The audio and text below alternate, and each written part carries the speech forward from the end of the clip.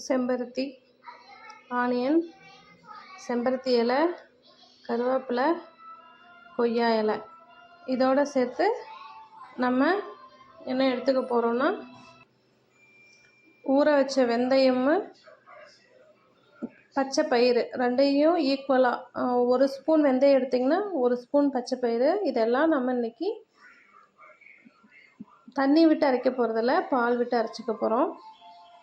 வாங்க பால் விட்டு அரைச்சிக்கலாம். இப்போ நம்ம இதை நல்லா பேஸ்ட்டாக அரைச்சி எடுத்துக்கிட்டோம்.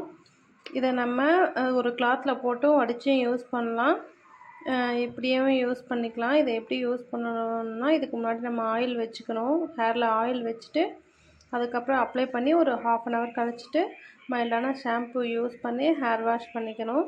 நம்ம எப்போ ஹேர் பேக்கு யூஸ் பண்ணணுன்னாலும் சரி, அதுக்கு முன்னாடி நம்ம ஹேரில் ஆயில் அப்ளை பண்ணிவிட்டு ஹேர் பேக் யூஸ் பண்ணணும்.